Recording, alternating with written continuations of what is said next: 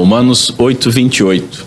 Diz assim a santa palavra do Senhor: sabemos que todas as coisas cooperam para o bem daqueles que amam a Deus, daqueles que foram chamados segundo o seu propósito. Porquanto aos que de antemão conheceu, também os predestinou para serem conformes à imagem do seu Filho, a fim de que ele seja o primogênito entre muitos irmãos. E aos que predestinou, a esses também chamou, e aos que chamou, a esses também justificou, e aos que justificou, a esses também glorificou. Lá em Efésios, capítulo 1, verso 5, nos diz o seguinte: nos predestinou para Ele, para a adoção de filhos por meio de Jesus Cristo, segundo o beneplácito, o consentimento, a aprovação da sua vontade. Só até aqui. Vamos orar mais uma vez. Curve sua cabeça. Senhor Deus, nosso Pai, tem misericórdia de todos nós nesta manhã. Que nós possamos compreender um pouquinho mais o porquê nós te chamamos de Pai. Que nós possamos compreender um pouco mais o que a Tua Santa Palavra nos diz a respeito disso e extrair desse conhecimento um tipo de vida digno de filho. E a partir desse conhecimento, nós possamos glorificar o Teu santo nome como um Pai amoroso que nos resgatou. Ajuda-nos, Senhor. Que o Teu Santo Espírito ilumine o nosso entendimento e nos conduza. Que o Teu Santo Espírito glorifique o nome do Teu Filho em nosso meio. E que apesar das nossas debilidades, nós possamos aprender de Ti. É o que nós te pedimos em nome de Cristo Jesus. Amém. Senhores, nós vamos continuar hoje vendo esta obra sobrenatural, amorosa, graciosa e soberana da nossa salvação. A obra da nossa salvação que é tão confundida em muitos lugares, que é colocada a responsabilidade sobre o homem. Nós temos visto que, a bem da realidade, quem nos salva é Deus, e Ele salva efetivamente. Ele não cria possibilidades, Ele não somente estende a mão, mas Ele estende essa mão poderosa e nos puxa e nos resgata e nos protege. Tudo tem início em Deus, é uma obra monergista.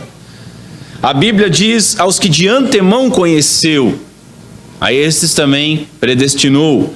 Predestinar, nós vimos na semana passada, que é limitar de antemão um horizonte. É limitar o número de pessoas num certo horizonte, num certo espaço. Mas qual horizonte seria esse? É o horizonte que nós lemos em Efésios 1:5, e nos predestinou para si. O horizonte é Deus, mas para quê para Ele? Para a adoção de filhos. E isso é glorioso, isso é maravilhoso. A mecânica da aplicação desta obra, cujo objetivo final, Romanos nos diz que é a glorificação, e aos que justificou, a esses também glorificou, é o que nós temos observado nestas últimas semanas. Antes de chamar eficazmente, o Espírito Santo ele tem que regenerar a pessoa, ele tem que trazer essa pessoa à vida. Um ato na qual uma nova natureza, uma vida espiritual é dada ao pecador. Outrora ele estava morto, assim como todos nós estávamos mortos em delitos e pecados, na nossa natureza carnal. Regenerado, o homem então ele é eficazmente chamado, porque uma vez que foi trazido à vida, ele pode ouvir o chamado. Lembrando de Cristo Jesus, quem tem ouvidos, ouça. O Espírito Santo, ele dobra amorosamente, gentilmente, mas soberanamente a vontade do homem. Ele dá, lhe concede tanto a fé para crer, quanto o arrependimento para mudar de vida. Então ocorre aquilo que chamamos de justificação, que é o que nós vimos na semana passada, aonde todo o pecado do homem, todos os nossos pecados, eles são atribuídos ao nosso substituto divino, que paga integralmente a dívida de todos os pecados. É como se aqueles que foram justificados, que são justificados, nunca houvessem pecado. E como se Cristo Jesus tivesse feito todos estes pecados. Foi atribuído a Ele. Ele carregou sobre si. Ocorre ainda que o mérito do cumprimento da lei integral por aquele que é santo e justo substituto é atribuído ao homem. Neste momento, o homem é feito filho de Deus. O mérito de toda a obediência de Cristo Jesus é atribuída àqueles que foram destinados para isso. Como se nós nunca houvéssemos pecado e como se nós tivéssemos cumprido integralmente a lei.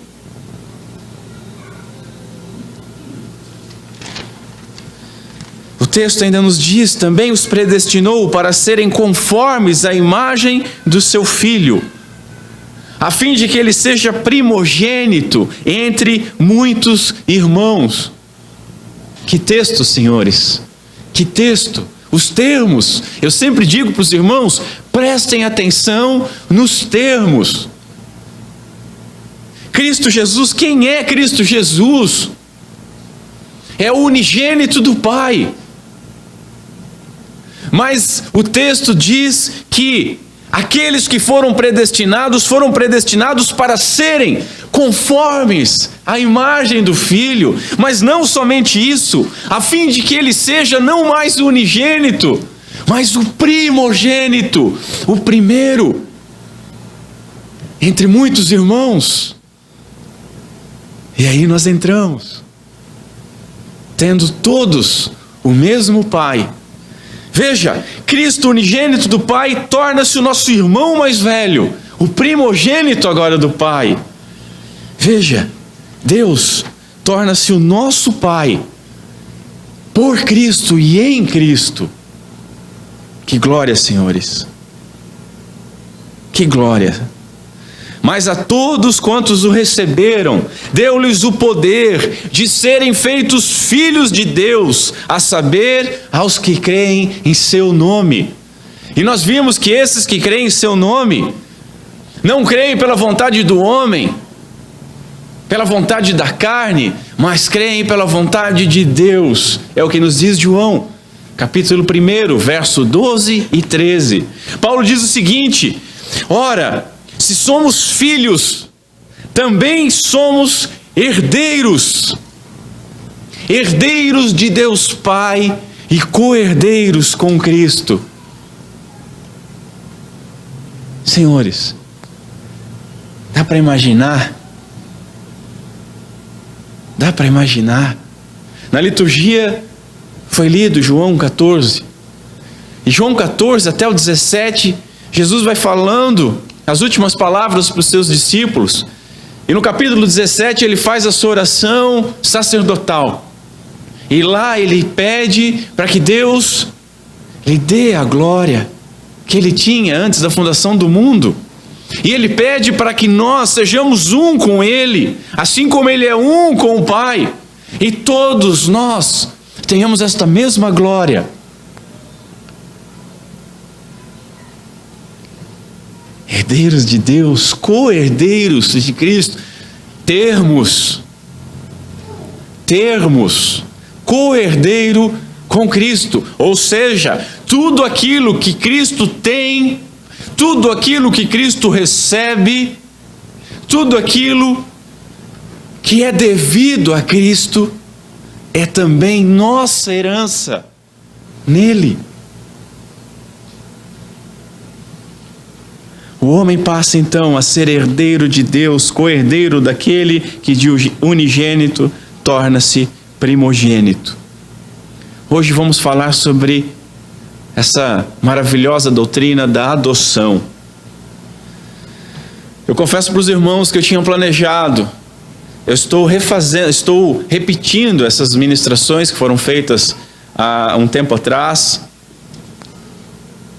lá em meados de 2016, e eu tinha planejado fazer simplesmente os termos que estão em Romanos 8. Então eu passaria de justificados a glorificados e, glória a Deus, daria um abraço. Mas eu tinha incluído naquela vez outras coisas que não estão aqui em Romanos, mas se completam com isso, que é a doutrina da adoção, que é a doutrina da santificação. E por tudo aquilo que Deus tem feito na minha vida, que os irmãos sabem, obviamente que eu tinha que incluir a doutrina da adoção para compartilhar essa alegria com os irmãos e aprendermos mais dela. O breve catecismo nos diz que essa adoção, prestem atenção, é um ato da livre graça de Deus, pelo qual somos recebidos como filhos de Deus e temos direito a todos os seus privilégios, herdeiros de Deus, co-herdeiros em Cristo. A fonte da adoção, meus senhores, é a graça. A fonte da adoção é a graça de Deus, a vontade de Deus graciosa. Procede do propósito eterno e determinado antes da fundação do mundo, de nosso Pai. E isso é substanciado pelos méritos de Cristo, do Filho. Os méritos de Cristo é que fazem com que isso se torne verdadeiramente substância concreta, que nós possamos ser adotados. E é tornado fato pela ação eficaz do Espírito Santo de Deus, desde o regenerar, ao conceder fé, ao conceder arrependimento, ao auxiliar na nossa santificação, ao nos preservar e, enfim, nos glorificar. Portanto, senhores, a adoção é uma operação de toda a Santa Trindade, aplicada em nós pela ação do Espírito Santo de Deus. O Pai nos escolhe para filhos. O Pai é que escolhe. O Filho entrega a sua vida para nos perdoar e o seu mérito para nos justificar. E o Espírito Santo realiza o desejo do Pai, atribui e imputa a justiça do Filho e nos regenera, nos transformando de filhos da ira em filhos de Deus, nos tirando das trevas e nos levando para a sua maravilhosa luz. O Espírito Santo ainda nos concede, como eu já falei, fé e arrependimento. É concedido, é dádiva, é dom, é dado, não é natural ao homem. E Ele, ouçam isso, nos sela. Somos selados com o Espírito Santo. E aí você vê crente com medo de selo de marca da besta. E ele teria que dizer, deixa de ser besta, homem. Aqueles que foram selados pelo Espírito Santo de Deus, não recebem marca nenhuma, de besta alguma. Aqueles que foram selados pelo Espírito Santo de Deus, não podem cometer pecado contra o Espírito Santo de Deus. Por quê? Porque esse pecado é imperdoável. Está aquém dos filhos. Está vendo como quando você lê um pouquinho mais de Bíblia e começa a juntar os fatos, muita bobajada cai por terra. Ele nos sela e nos ajuda na santificação e nos preserva. Senhores, o Espírito Santo de Deus faz morada em nós.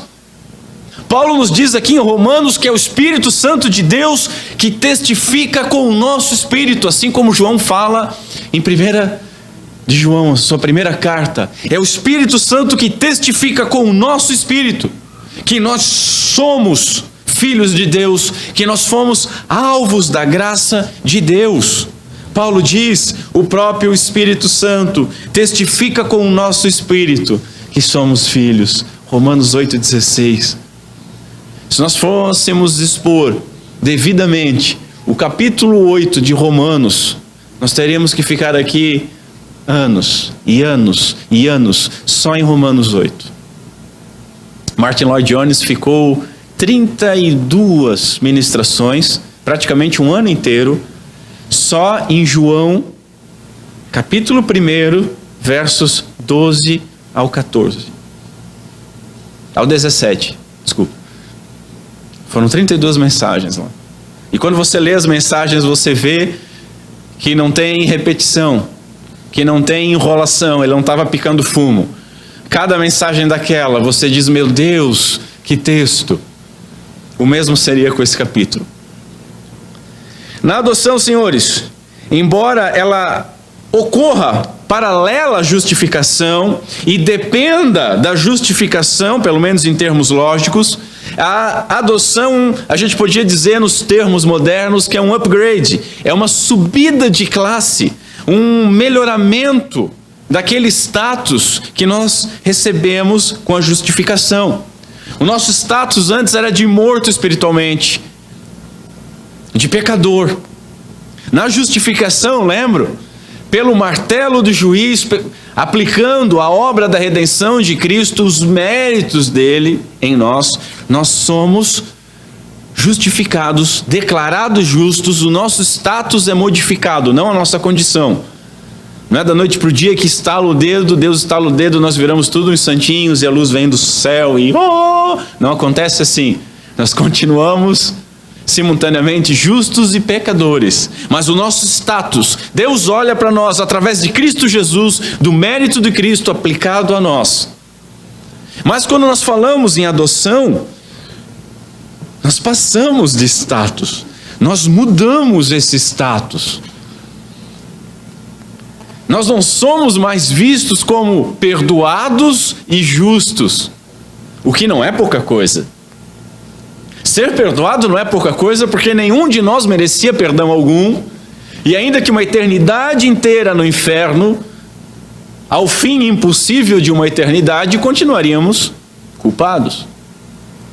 É o mérito infinito do próprio Senhor Deus, que derramou o seu sangue, como diz Atos, que propiciou a ira de Deus. Então perdoado já não é pouca coisa, mas ainda perdoado não é justo, porque não obedeceu a lei, porque não consegue obedecer a lei.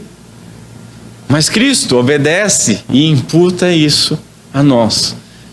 Então ser justo não é pouca coisa. Quando você olha de morto em delito de pecado e vê perdoado e agora justo, você tem que ficar como quem sonha. Você tem que dizer, meu Deus, para que tanto? Como disse Mateus semana passada, quando viu um monte de coisa que foi trazida, para que tanto? Você tem que olhar para as coisas de Deus e dizer, eu não consigo nem conceber tanta coisa. Mas não para aí, porque ser adotado não é pouca coisa. Ser adotado não é pouca coisa. A justificação, senhores, nos torna justos diante de Deus. E Deus é a pura justiça e a pura santidade, e nada corrupto pode estar diante de Deus. Então, pela justificação nós somos justos diante de Deus, mas veja bem, a adoção nos torna filhos de Deus. E é diferente ele olhar para alguém como justo e olhar para alguém como filho justo. Na justificação, Deus age como um juiz e bate o martelo e decreta, perdoado. Mas na adoção, Deus age como um pai. E aí eu sou obrigado a cutucar, né? Como um pai que adota aquele que escolheu. Isso é Bíblia. Isso é Bíblia. Pense no processo de adoção humana. Primeiro a pessoa escolhe escolher. Eu quero adotar. Depois ela vai atrás de tudo que é necessário para essa adoção. A mesma coisa, um paralelo disso. Cristo como noivo e a igreja como a noiva. Qual é o noivo que não escolhe a sua noiva? Ele escolhe a sua noiva. Deus, o Pai, escolhe aqueles que Ele vai adotar. Ele age como um Pai misericordioso. Na justificação, nós somos transformados em cidadãos do reino de Deus. E isso não é pouca coisa. Mas na adoção, nós somos feitos membros da família de Deus. Não só estamos no reino de Deus, mas somos membros da sua família. Podemos olhar para Deus como nosso Pai, Cristo Jesus como nosso irmão que morreu em nosso lugar, como primogênito de Deus. Podemos olhar para o Pai, sabendo que somos herdeiros, não somente concidadãos do reino. A justificação é a bênção base sobre a qual a adoção é fundamentada, nos diz James Packer. A adoção, já por outro lado, é uma bênção de coroamento. Como diz o texto, também glorificou que a justificação abre caminho. Ninguém pode ser adotado enquanto não for regenerado, enquanto não for chamado e justificado. Afinal de contas, você não adotaria um morto, correto? Estou pensando em adotar. Vamos para o necrotério, aí você escolhe. Eu acho que aquele ali está mais quase cinza. Já está legal, eu gostei. Vou levar. Né? A gente brinca com essas coisas, mas olha, as pessoas fazem livros, escrevem livros de como se tornar filho de Deus. Quando é Deus que faz tudo. Pega um morto, dá vida, dá fé, dá arrependimento, justifica. E aí, adota. Ninguém é regenerado sem ter sido escolhido de antemão. Mas, quando a gente fala em filho de Deus, em se tornar filho de Deus, nós ouvimos muito o mundo, e o mundo é humanista, mas a Bíblia não é humanista. A Bíblia não está preocupada com a aprovação dos homens. A Bíblia não está preocupada com a aprovação da filosofia, da sociologia e de qualquer outra logia que você imaginar. A Bíblia nos revela a palavra e a vontade, os decretos, as leis e a graça de Deus. E com tudo que o mundo nos diz, parece que eu escuto no meio da igreja alguém dizendo assim: mas não são todos filhos de Deus? Eu sempre aprendi que todos são filhos de Deus. Sou obrigado a dizer a você, você aprendeu errado. Você aprendeu muito errado. Você não aprendeu de Deus. Efésios capítulo 2, verso 3: e éramos por natureza filhos da ira. Filhos da ira. Mas como assim? Filhos da ira. Todos filhos da ira. Mas veja bem, entre eu e um Fernando Beiramar há uma distância muito grande. Entre eu e um Hitler há uma distância brutal. Entre eu e um petista, não. Né? Você pode dizer, não, mas o meu filho é a coisa mais querida do mundo.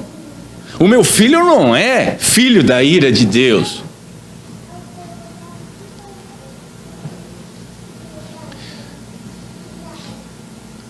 Essa semana a Tanise falou para o Mateus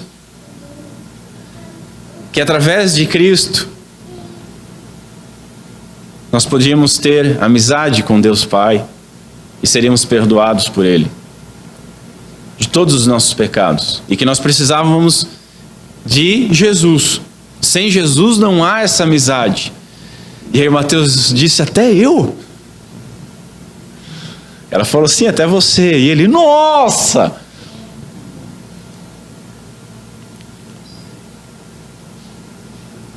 Na sinceridade e na ingenuidade de uma criança. Nossa! Mas nós, adultos corruptos que somos, tentamos olhar para os nossos filhos como se eles fossem pequenos anjos. Chegamos ao ponto de dizer que eles não precisam ser lavados pelo sangue de Cristo, como se Cristo não tivesse morrido para eles. Pense bem no que você imagina dos seus filhos, dos seus pais, dos seus avós, dos seus cônjuges. Ah, mas a minha avózinha é tão querida, tá? Ela precisa de Cristo Jesus, assim como qualquer bandido, assim como você. Nós precisamos, por natureza. Ninguém é filho de Deus. Por natureza, nascemos todos debaixo da ira, como filhos da ira santa e justa de um Deus que é totalmente justo, que é totalmente santo, e que não pode perdoar pecadores estalando dedos, porque iria contra a sua própria justiça. Provérbios mesmo condena aquele que justifica o ímpio. Por isso nós temos o drama da cruz. Por isso nós temos o pacto, a promessa desde Gênesis 3:15, de que haveria um Redentor, que separaria de uma vez por todas as duas sementes.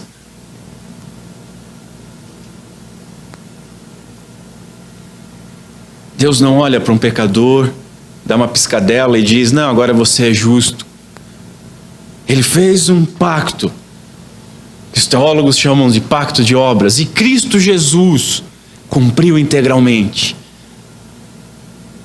E através de Cristo, no pacto da graça, nós somos adotados por Deus Pai. Então, quando você se imaginar como cristão, se imagine assim: Cristo morreu no meu lugar. Quando você se imaginar como cristão, imagine assim: Cristo viveu no meu lugar. E quando você for dar um passo na sua vida como cristão, pense o seguinte, spoiler da pregação sobre santificação. Pense no seguinte: eu vou fazer aquilo pela qual Cristo morreu para me libertar?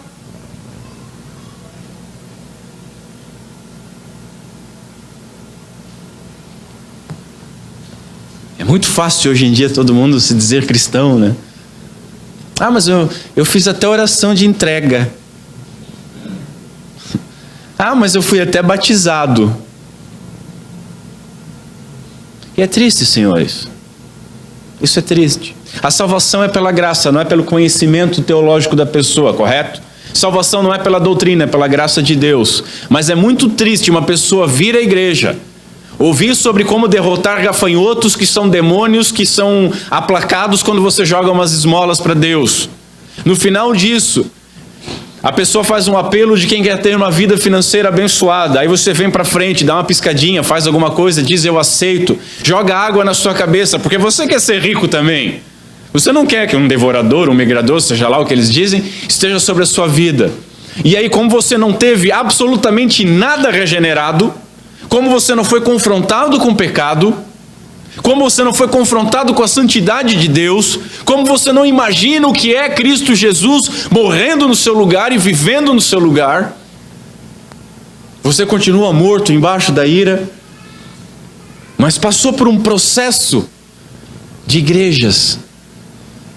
E aí, quando você continua errado, as pessoas dizem: não, mas ele aceitou Jesus, mas ele foi batizado. Estão entendendo? Por que é asqueroso quando você vê aquelas pesquisas e as pessoas se ufanando? Ah, vai ser o Brasil para Cristo. Veja bem, nós somos uma força evangélica. Nós temos 30 e poucos % da população cristã. E o SPC e o Serasa subindo, os tribunais cheios de processos, as cadeias cheias, os donos de site pornográfico ganhando dinheiro, os canais de televisão que colocam pornografia o dia inteiro ganhando dinheiro, a nação evangélica. As pessoas, como eu vi essa semana, que dizem que saíram desse sistema e vão para dentro de uma igreja presbiteriana tocar Atirei o Pau no Gato. Eu não estou brincando. Diz, é um culto a Deus. É um culto tão belo quanto aquela orgia diante de bezerros de ouro no deserto.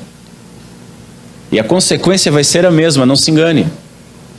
Aquele povo que estava no deserto, diante dos bezerros de ouro, havia sido tirado do Egito.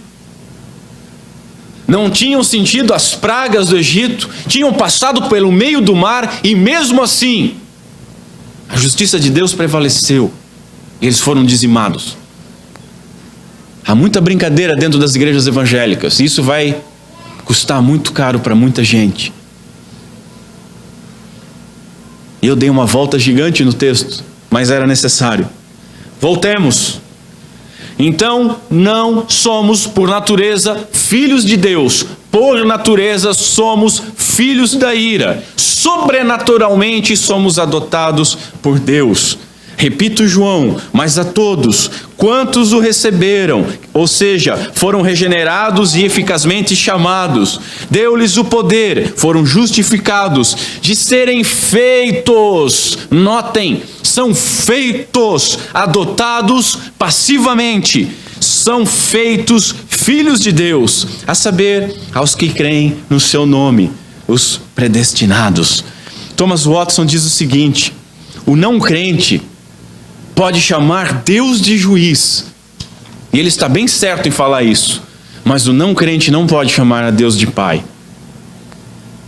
porque só somos filhos de Deus através de Cristo Jesus. É por isso que a oração que o Senhor nos ensinou começa com Pai Nosso, e é por isso que o Pai Nosso nos dá uma ideia de comunidade e nos dá uma ideia de cristãos, porque somente através de Cristo Deus é nosso Pai. Portanto, reafirmo, sem ser justificado, o homem não pode ser adotado. Sem estar vivo, regenerado, ele não pode ser justificado, muito menos adotado. Ao ser feito vivo, decretado justo, ele é então adotado. Quando nós falamos em adoção, como doutrina, adoção humana, ela não chega nem a ser uma sombra. É um leve relance. Tudo que nós podemos fazer na adoção humana é só um relance. Nós não conseguimos imaginar. Veja o seguinte: Deus não nos escolheu por algo em nós.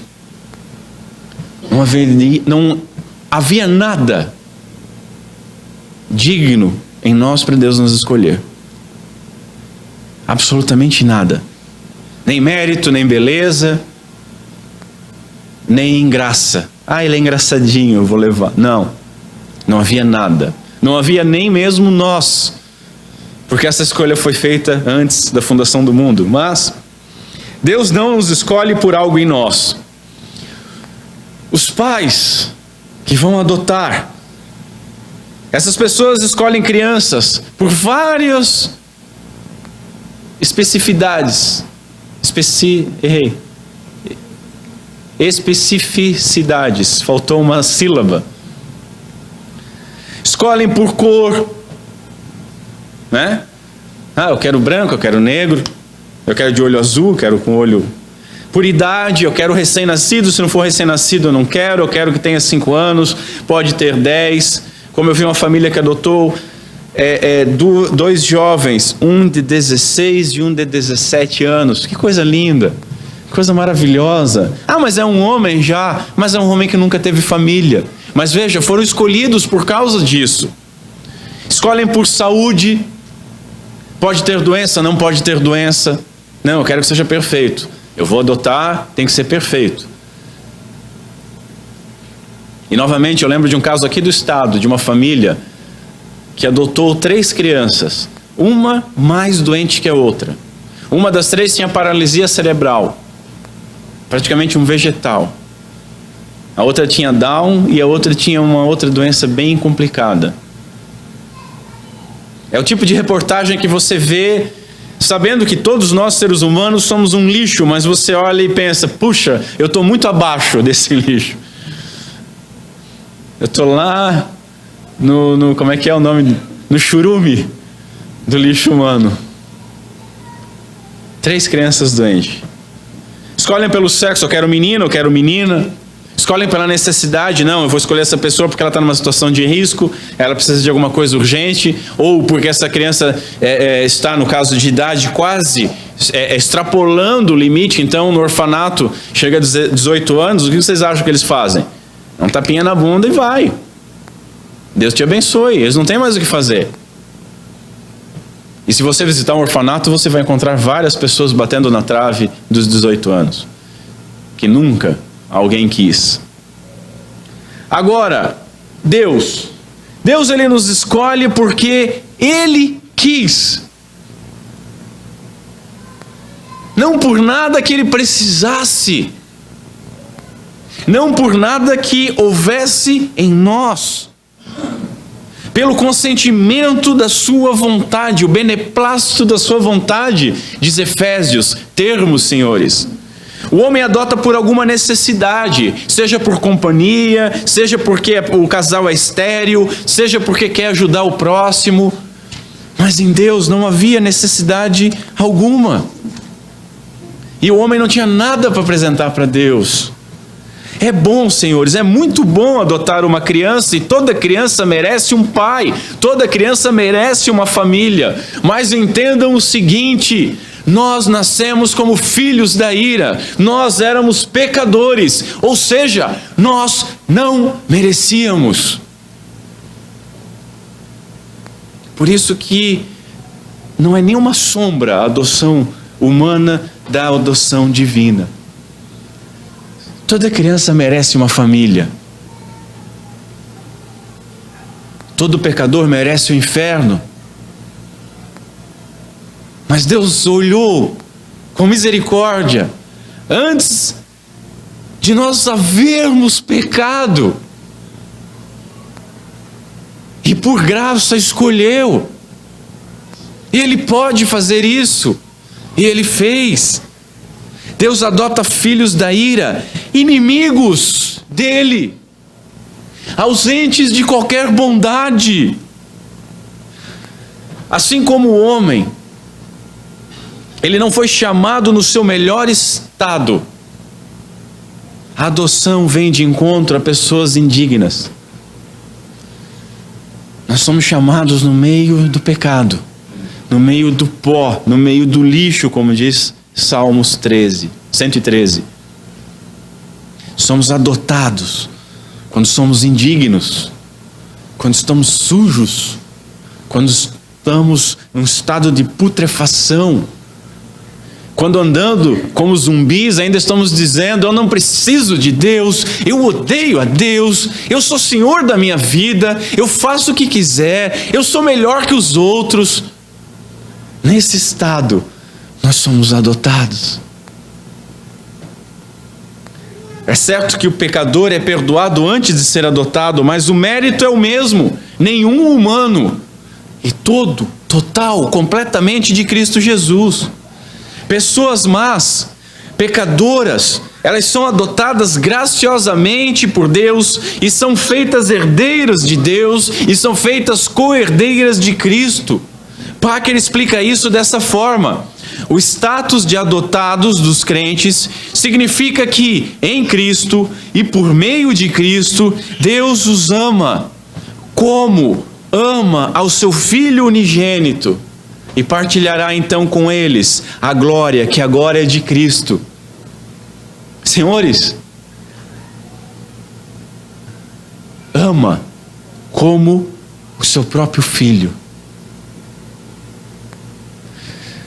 Voltando a falar de adoção humana, às vezes quando um casal tem o seu filho e resolve adotar o outro, há sempre uma dificuldade, e nem sempre, nós não podemos nos enganar, nem sempre ela é vencida de se amar tanto o filho natural como o filho adotado. Seríamos mentirosos se disséssemos que isso é verdade em todos os casos. Ah, mas no meu caso é bom para você. Servo inútil. Você está fazendo o que deve ser feito. Mesma coisa quando você casa com uma pessoa que já tem um filho. Ah, é o filho. Não, é meu filho.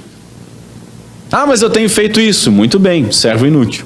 Você só fez o que é para ser feito. Pai é o que cria, mãe é o que cria. Da mesma forma, o casal resolve adotar e depois de adotar tem um filho. Novamente tensão. E nós sabemos que isso existe. Temos uma bizarrice de sangue do sangue, uma coisa assim. Agora, olhem a adoção de Deus. Na eternidade. Não é 10 séculos. Não são 100 séculos. Na eternidade. O Pai amava o seu unigênito. Na eternidade, o seu unigênito era herdeiro da glória de Deus. E era santo, e era justo, e era um com o Pai. E todos aqueles que o Pai adota, pecadores, miseráveis, mal agradecidos, irreverentes, carnes de pescoço mesmo, duros. Ele ama como ama o seu filho. Você tem noção do que significa isso, senhores? Próprio Romanos 8, eu li uma parte, mas eu vou ler ela inteira. Romanos 8,17 diz assim: ora, se somos filhos de Deus, também somos herdeiros, herdeiros de Deus e co-herdeiros com Cristo. Se com Ele sofremos, com Ele seremos glorificados. E aí lá em João, no capítulo 17 que eu citei, diz o seguinte, João capítulo 17, verso 1. Tendo Jesus falado estas coisas, levantou os olhos ao céu e disse: Pai, é chegada a hora, glorifica teu Filho, para que o Filho te glorifique a ti, assim como lhe conferiste autoridade sobre toda a carne, a fim de que ele conceda a vida eterna a todos que lhe deste.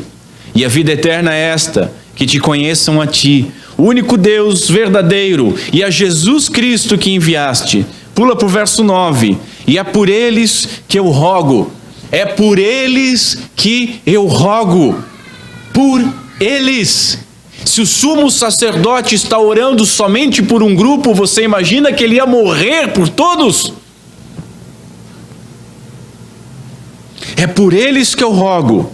Não rogo pelo mundo, mas por aqueles que me deste, porque são teus. Ora, todas as minhas coisas são tuas, e as tuas coisas são minhas, e neles eu sou glorificado. Já não estou no mundo, mas eles continuam no mundo, ao passo que eu vou para junto de ti.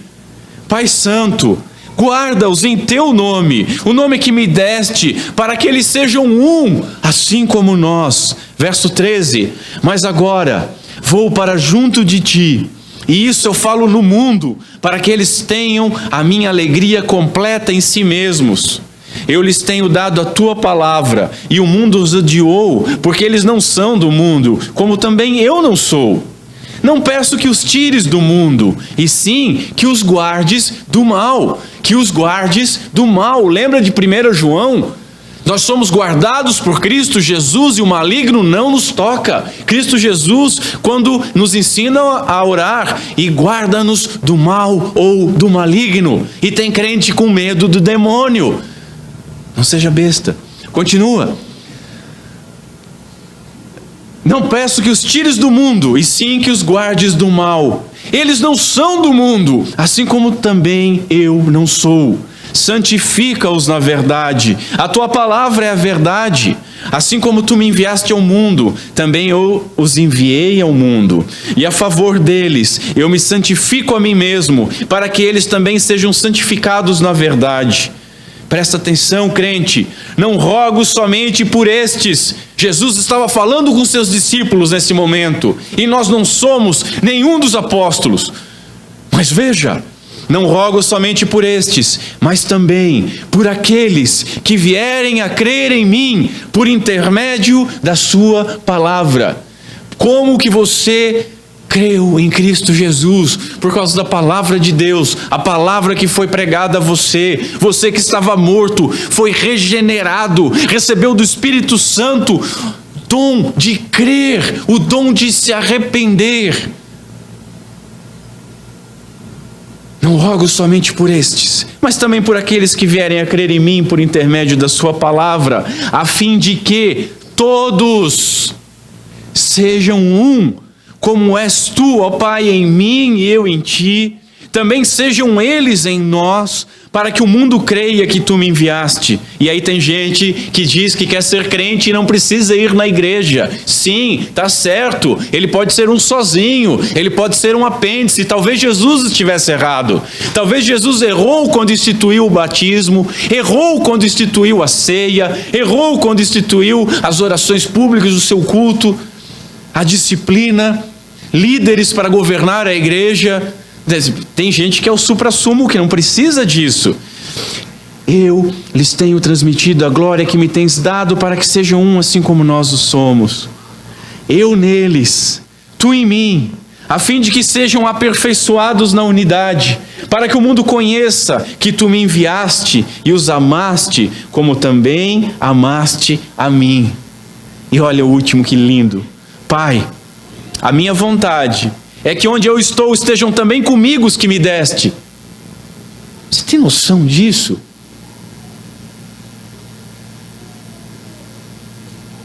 Isso aqui é Cristo orando. Isso aqui é o sumo sacerdote orando. Isso aqui é aquele que, diante da ressurreição de Lázaro, deu graças a Deus e disse: Pai, eu te agradeço porque tu me ouves, mas eu sei que tu sempre me ouves, mas eu falo isso por causa desses que me acompanham. O Pai que sempre o ouve, recebe esse pedido: Pai, a minha vontade é que onde eu estou, estejam também comigo os que me deste, para que vejam a minha glória que me conferiste, porque me amaste antes do fim, antes da fundação do mundo. Que coisa gloriosa, senhores. Mas deixa eu continuar. Outro fato importante é que a nossa adoção é eterna. Eterna. Isso é muito importante, porque nós temos conceito humanista de adoção. Nós não merecíamos, não merecemos e nem iremos merecer. Correto? Ou alguém aqui merecia ser adotado por Deus? Não, ninguém merecia. Ou alguém aqui agora merece, hoje merece. Não, eu tenho feito por merecer. Não, ninguém merece. E ninguém nunca vai merecer. O que isso significa? Isso significa que não há nada que nós possamos fazer para merecer menos.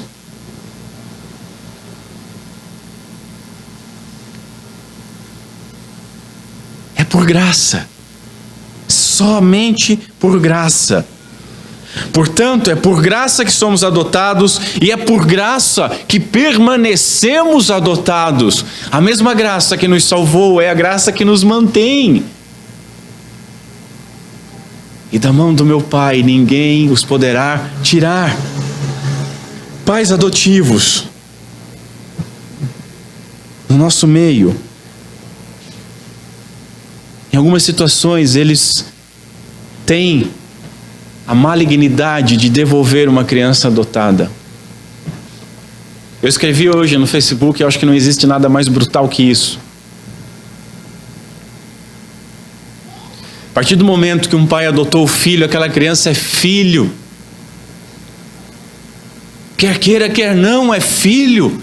Quer que fique revoltadinho, começa a dizer: eu te odeio, é filho. Quer apronte, quer não, é filho. Quer tenha que apanhar, quer não, é filho. Ou você, quando tem um filho, primeira vez que o filho responde para você, você prepara a mochilinha dele e dá um tal, ó, deu para ti. E aí, olha a nossa malignidade. Aí quando você fala que o homem é totalmente corrupto, tem gente que diz assim: ai, não. Eu não sou tão ruim como fulano ou ciclano. Eu não mato. Eu não roubo.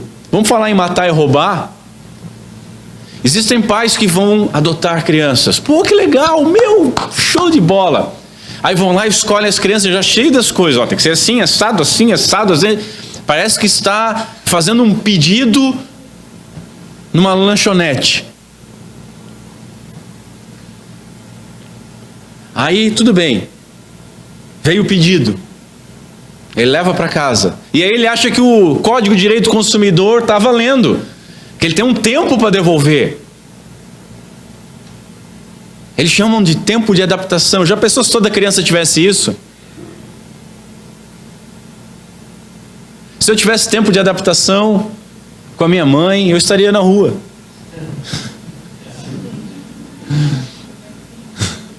E ela também, e assim sucessivamente. Não existe isso. E aí pega uma criança fragilizada, abandonada, que estava numa situação de risco, carente, leva para casa. Aí vai dizer o quê? Vamos ver se eu vou ser teu pai? Talvez numa dessa, aí leva para casa, fica um tempo.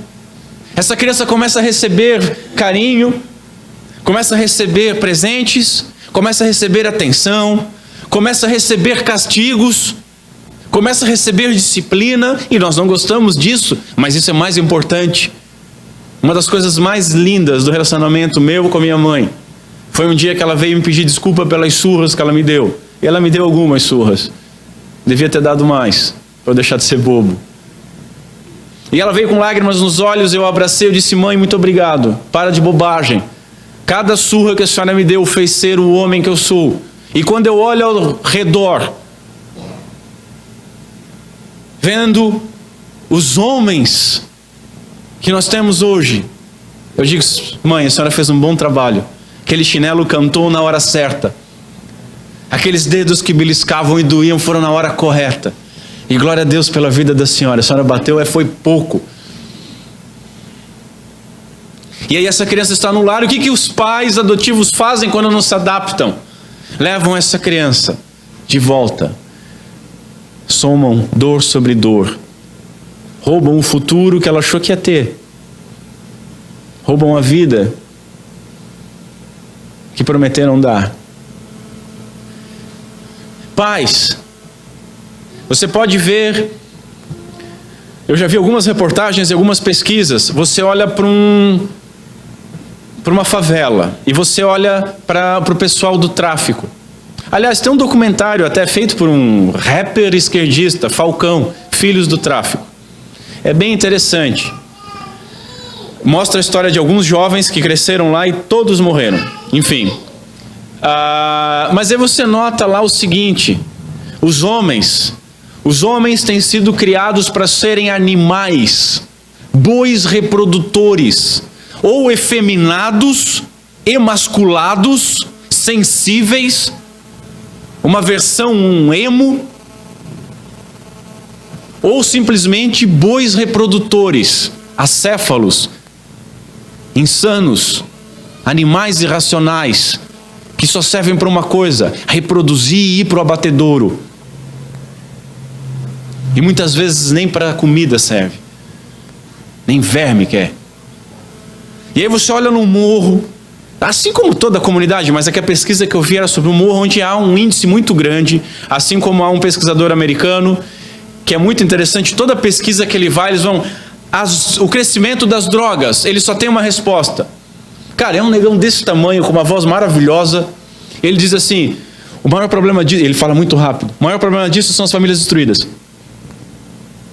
E o crescimento de assassinatos e a polícia matando negros. Não tem polícia matando negro. É negro matando negro e é negro sem pai. São famílias destruídas.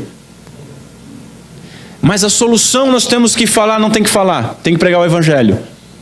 As famílias têm que voltar a ser construídas, estabelecidas. Isso é verdade. É Cristo. Não são soluções de sociólogos ateus. Mas, voltando aqui, bois reprodutores fazem filhos. Muitos crentes ficam, ai, a Rede Globo isso, a Rede Globo aquilo, a Rede Globo isso, a Rede Globo aquilo. Você ainda está preocupado com o que a Rede Globo passa, filho? Sério isso? 2018. Você joga as suas filhas diante da televisão.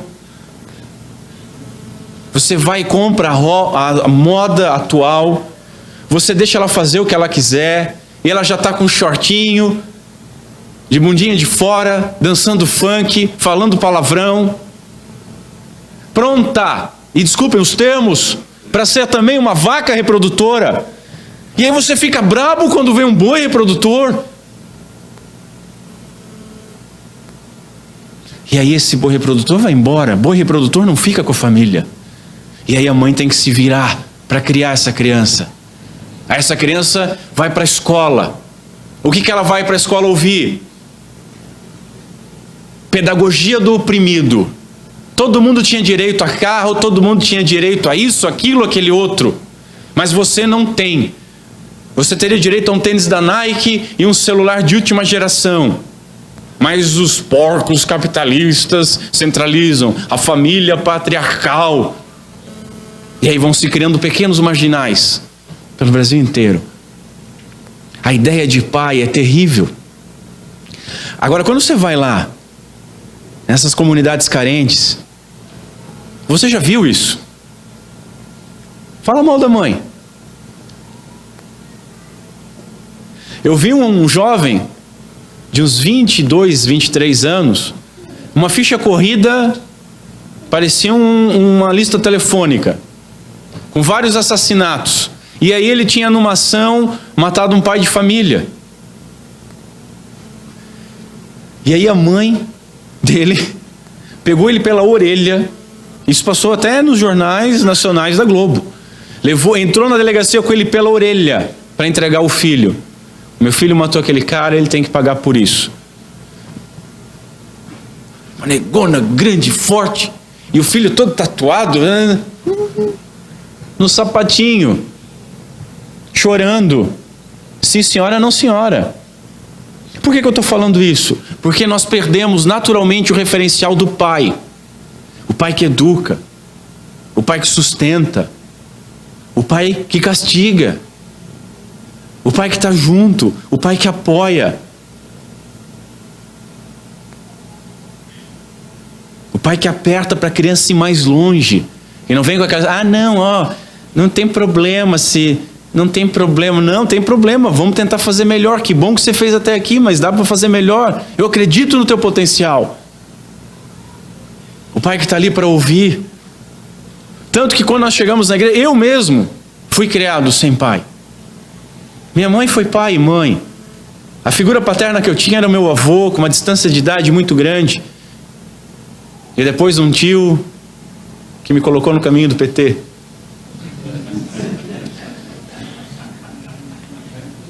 Minha mãe fez um trabalho excelente. Minha avó fez um trabalho excelente. Minha avó foi até rígida demais, porque um homem criado por duas mulheres, a tendência é virar emascular isso ali. E a minha avó me deixou macho no chinelo. Até ontem eu estava falando com a minha mãe, fazer carinho na mãe, já pegava, não é marica? Ela excedeu o negócio. Mas deu certo. Hoje em dia eu sou meio ruim de dar carinho, mas tá aí. Mas a figura de pai, quando eu me converti, eu estou falando isso porque muitas pessoas aqui têm isso, mesmo que tenha o pai dentro de casa. Porque são pais e não olham para o seu pai, a culpa é do meu pai. O seu pai não foi ensinado. O pai dele não foi ensinado.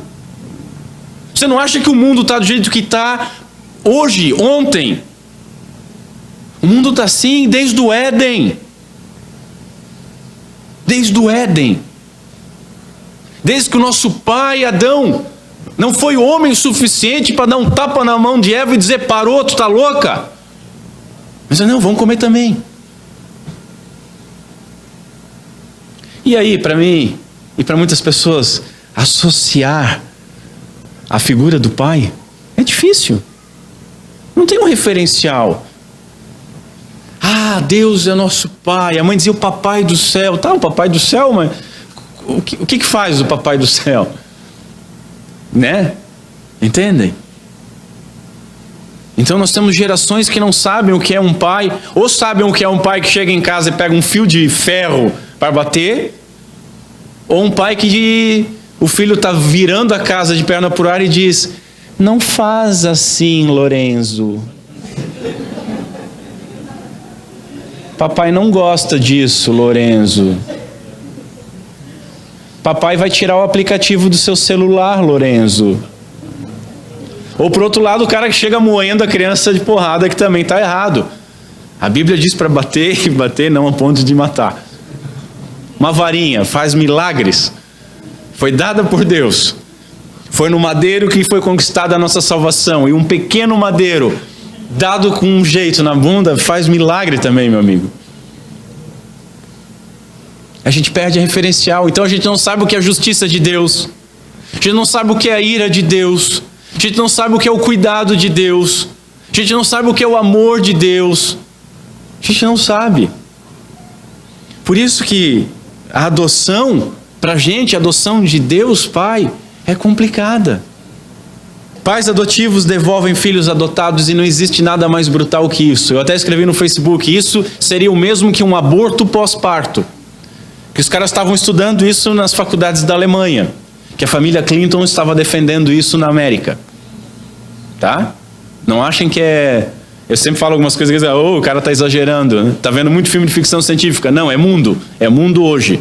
Nasceu, olhou... Não. Mas é a mesma coisa. E a gente não pode ficar escandalizado com isso e não ficar escandalizado com outro. Mas Deus, Ele nos adotou. Ele nos escolheu.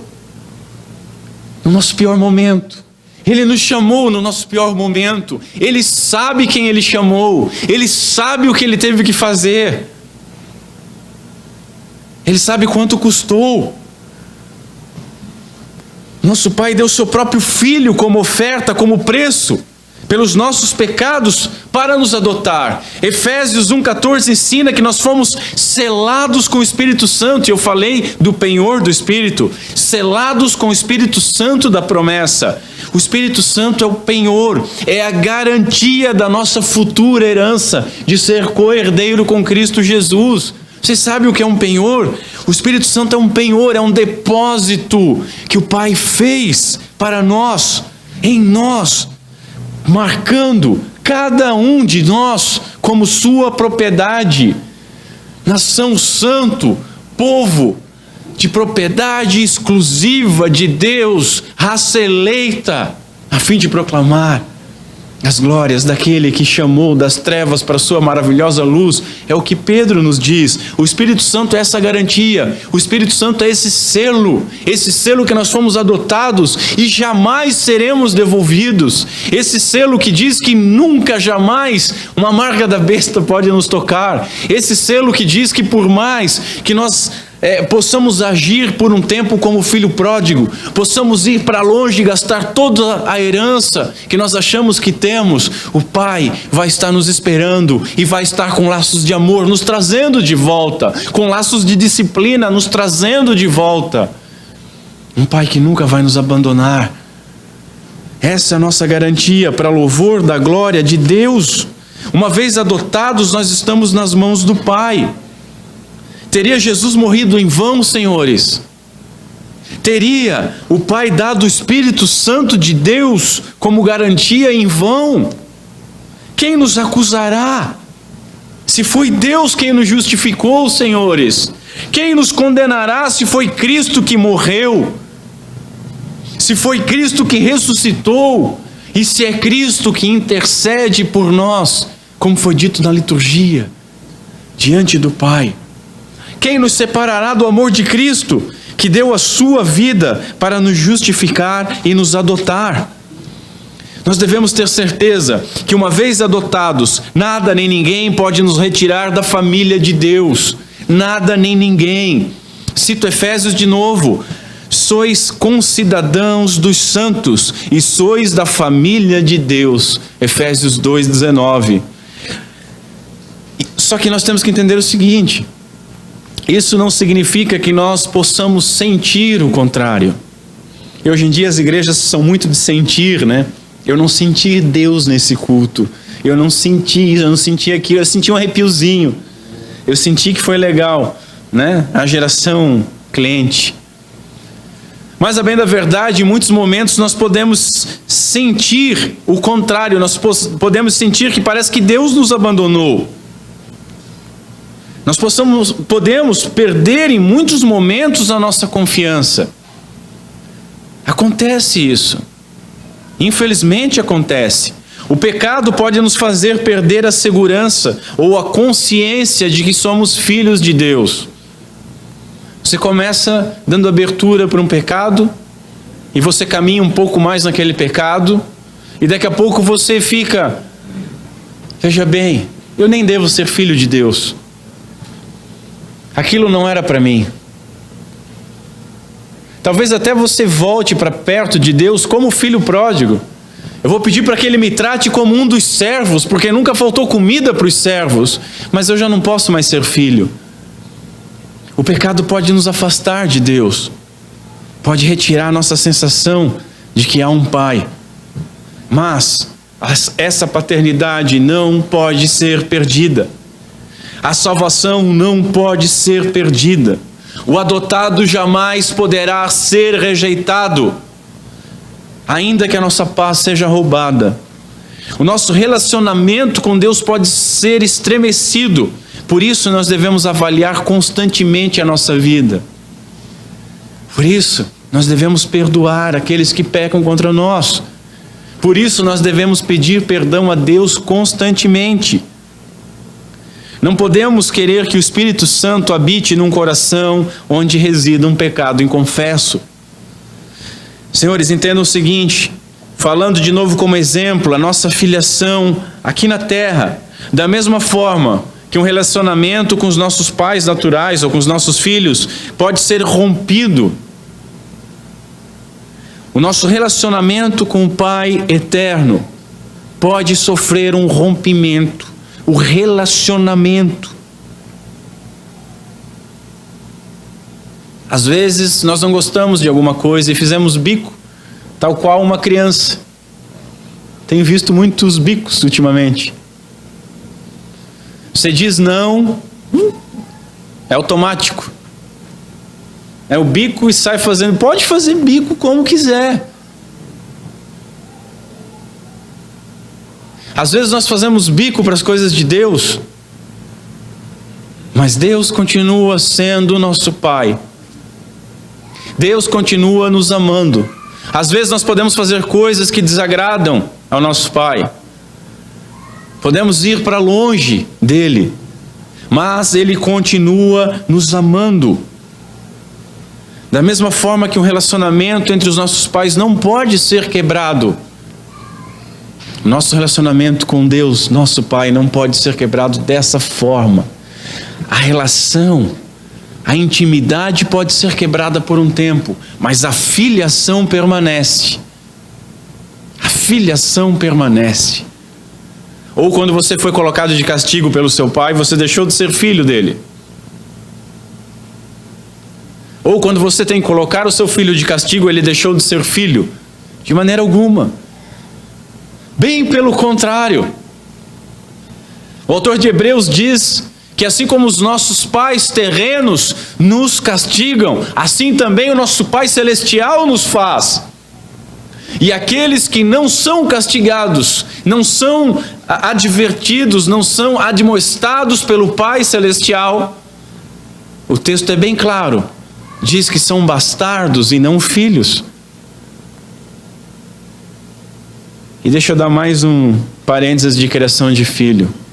Muito cuidado quando você se ufana de que nunca castiguei o meu filho. Talvez você esteja se ufanando na coisa errada. Você foi chamado para ser autoridade sobre ele. E você tem que exercer essa autoridade com muito amor. Mas tem que exercer. Não roube isso. Ouça a Bíblia, não ouça sociólogos. Ouça a Bíblia, não ouça maconheiros. Ouça a Bíblia, não ouça programas de auditório de terça-feira à tarde para desocupado. Esses casos de família, essas coisas, essa psicologia de boteco. Falando em psicologia, ouça a Bíblia e não ouça a psicologia. Você não precisa de que um ateu diga como você tem que fazer as coisas. Você tem Deus, Pai, dizendo como você deve fazer as coisas.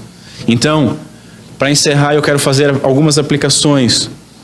Ainda que o pecado, os nossos pecados, possam romper temporariamente o nosso relacionamento, o nosso status de filho, jamais pode ser rompido. Esse status custou o preço do sangue do Filho de Deus. Esse status não pode ser rompido por homem algum, por demônio algum, e muito menos por aquele que fez tanto por nós. Aplicações. Primeira aplicação. O puritano Thomas Boston, ele dizia que nós podemos saber a que família pertencemos considerando a imagem que levamos, o espírito que transmitimos e os afetos que nós temos por essa família. Então nós temos que ver a imagem que nós levamos de Deus, o espírito que nós transmitimos de Deus e os afetos que nós temos pela família de Deus. Isso vai poder nos mostrar a que família nós pertencemos, a qual das duas sementes de Gênesis 3,15 nós pertencemos. Ou seja, nós devemos levar uma imagem de santo como o Pai. Sede santos, porque eu sou santo. Nós devemos transmitir as boas novas, buscando outros filhos. Raça eleita, nação santa, a fim de proclamar as boas novas. Fomos chamados para a santidade, para a proclamação do Evangelho da paz. E por último, devemos ter grande afeto pelos nossos irmãos, que receberam todos a mesma adoção. Cada irmão verdadeiro nosso recebeu a mesma adoção. Cada irmão nosso recebeu a mesma medida de graça. Ele não precisa de mais graça que você, e você não precisa de mais graça que ele. Todos estavam debaixo da ira de Deus. E foi a mesma medida de graça que salvou a todos. Segundo lugar, ainda sobre irmãos, 1 Pedro 2 diz o seguinte: amai vossos irmãos. 1 João diz o seguinte: aquele que diz estar na luz e odeia o seu irmão, até agora está nas trevas. Presta atenção nisso, crente. Deus nos amou e nos chamou enquanto nós chafurdávamos no pecado. Ele nos amou e nos chamou, como eu já falei várias vezes, no nosso pior momento. Mesmo após a nossa adoção, nós continuamos sendo falhos, continuamos sendo pecadores, continuamos como alvos da misericórdia, e a misericórdia é estendida para miseráveis, mas alvos da misericórdia certa e diária. As misericórdias do Senhor se renovam a cada manhã. Devemos então amar os nossos irmãos, que também são imperfeitos. Esse é o grande ponto. Enquanto você não ama o seu irmão por causa de tal e tal pecado, enquanto você não ama seu irmão por causa de tal e tal defeito, isso está falando mais sobre você do que ele. Provavelmente você se acha mais santo. Provavelmente você acha que necessita de menos misericórdia, porque talvez você seja menos miserável do que ele. Mas veja, a mesma medida de graça salvou a cada um de nós. O mesmo sangue salvou a cada um de nós. Não tem quantidade diferente. Uma criança e o ladrão da cruz precisaram da mesma quantidade de sangue. E foi derramado a mesma quantidade de sangue, tanto por um, quanto pelo outro, quanto por cada um de nós. Thomas Watson nos diz o seguinte: se não podemos amar os nossos irmãos porque eles têm algumas falhas, como podemos pensar que Deus nos ama? Já pensou? Pô, Alberto, você está mandando eu amar tal pessoa, mas eu mesmo, vocês têm que me amar. E não existe demonstração maior da graça e da filiação de Deus do que amar um sujeito como eu. É difícil. Eu mesmo às vezes tenho vontade de correr de mim mesmo, mas não dá. Eu tenho que amar. E se eu tenho que amar o próximo como a mim mesmo, eu tenho que me amar também. E você também tem que me amar. Agora, se você não me ama ou não ama outra pessoa por causa dos defeitos, você também tem. Como é que você imagina que Deus te ama? Será que nós podemos exigir ser uma exceção? Né? Não, eu sou exceção, veja bem. Até que não sou tão ruim. Terceira aplicação: sabendo de nossas falhas, contra um Pai amoroso que não nos abandona, não nos desprezará, peçamos perdão pelos nossos pecados. Os relacionamentos com os nossos pais terrenos, às vezes eles são rompidos para falta de perdão, e essa falta de perdão tem a raiz no orgulho.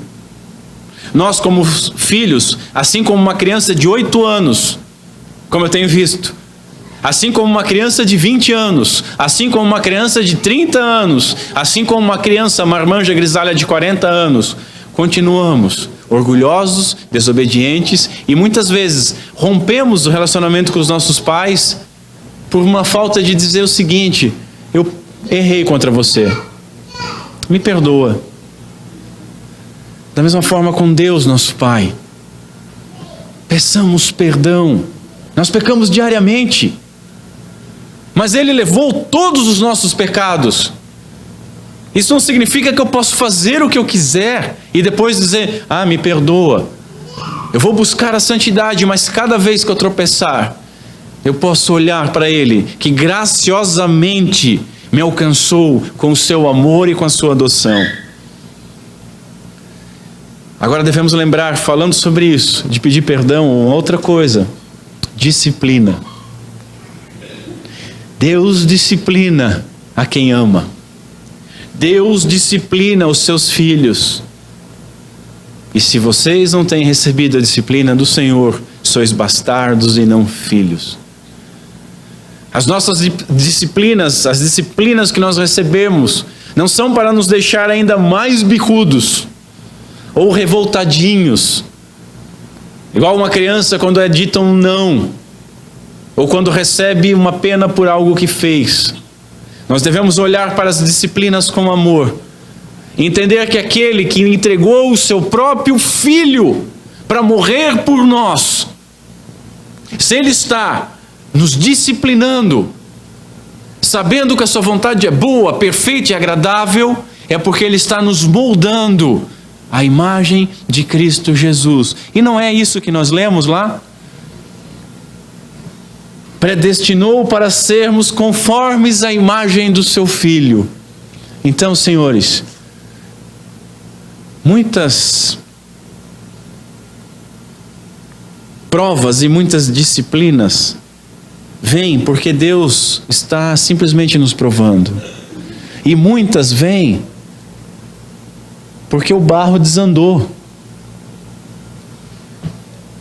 Mas o oleiro vai lá e aí bota a sua mão poderosa e arruma. E arrumar a estrutura dói. Mas que a nossa oração seja: Senhor, se isso vai me fazer mais a imagem do teu Filho, manda brasa. Manda brasa.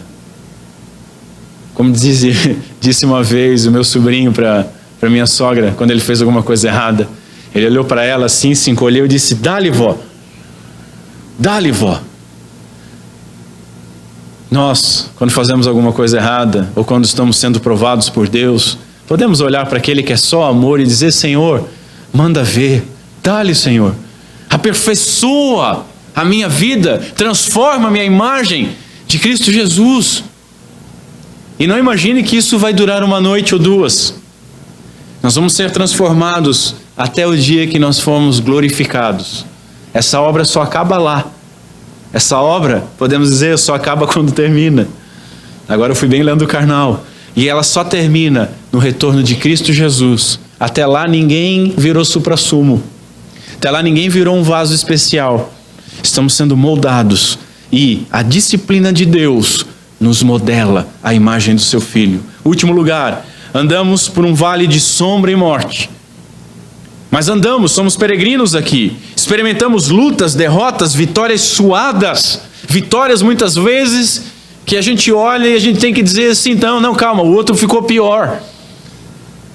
Porque nós saímos nos arrastando delas. Sentimos dores, privações, medo, perseguição. Mas isso não pode nos desanimar. De maneira alguma. Nós possuímos a paz que o mundo não conhece. Nós possuímos aquilo que dinheiro algum compra. Nossos olhos não podem estar aqui. Nós temos que olhar além desse vale de lágrimas. Quando você está no mais escuro da noite e você está guardando o sol da justiça começar a brilhar, os teus olhos não vão estar para as trevas da noite, tem que estar nos olhos no sol da justiça, no autor e consumador da nossa fé, buscando.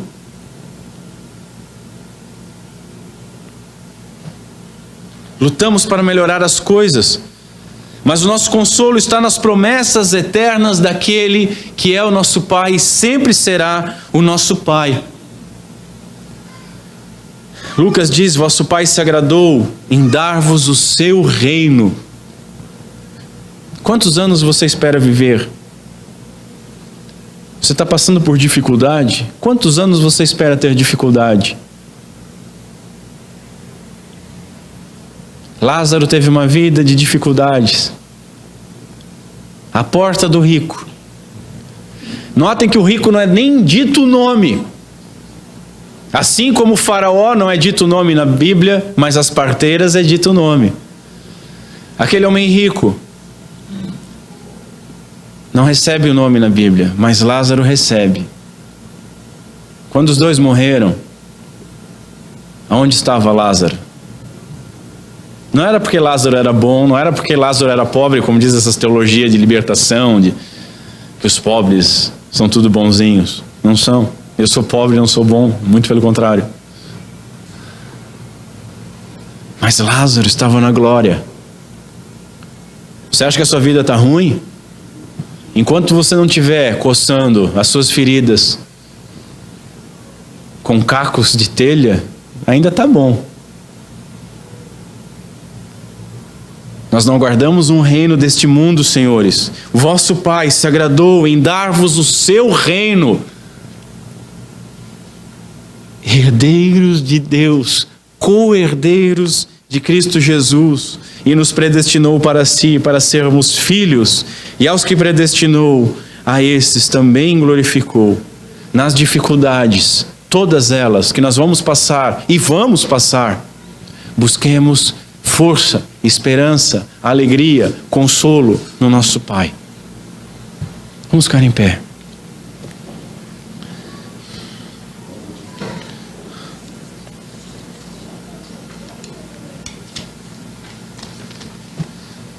Curva a sua cabeça. Senhor Deus, nosso Pai,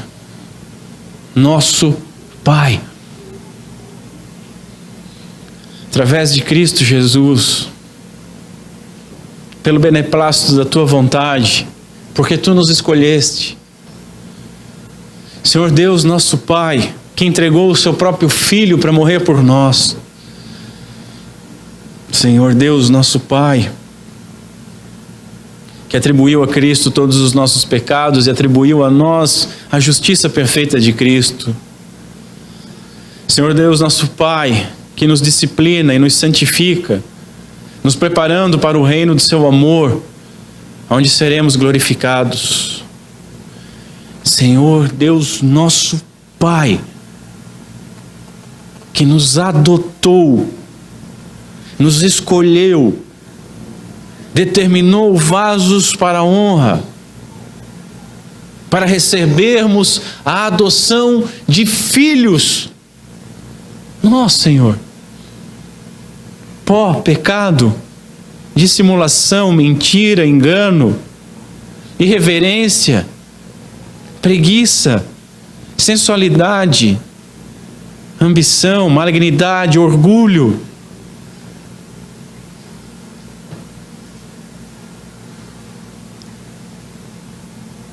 Mas se não for a tua graça, Senhor, que nos tivesse alcançado, e se não for a Cristo Jesus naquele madeiro,